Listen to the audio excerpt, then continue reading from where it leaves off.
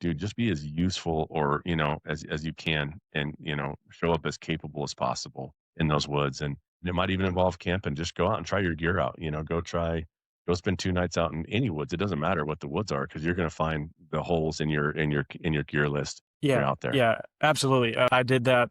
I didn't do that my first year because I was so green into things, but into those years following that, you have to practice with your gear. Like taking your tent out of the box, at the truck, at the trailhead or whatever is probably not the best thing to be doing, especially because the thing could be broken or missing pieces. But definitely try out your gear. I think I usually start my first pack right around 4th of July. I'll start packing then, but I still find ways to like optimize the gear, see what fits a little bit better. Or every year while I'm out hunting, I have a running list. So like in the moment, if I think about it, I think like add a note like, yeah, this thing sucks. Or next year, get a better sleeping pad. Like I make the notes as I go. That's kind of where Reckless was.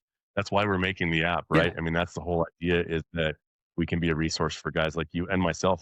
I mean, it came out of me being an idiot, and forgetting stuff, right? And I was Yep. like, I just need to be better. And also, it seems like no matter how good you do, every year you kind of come back in, like you said, July 4th, you start to look at your pack and you go, okay, what am I forgetting? I know I'm forgetting something. Yep. And it never fails. You get to the trailhead, you're like, I know I'm forgetting. It's just, you might not, but it's just that stress, that anxiety of having that. So I go through that too. But that's why that's not to Yes. plug Ruckless. I guess that's what we're Yep. supposed to be doing.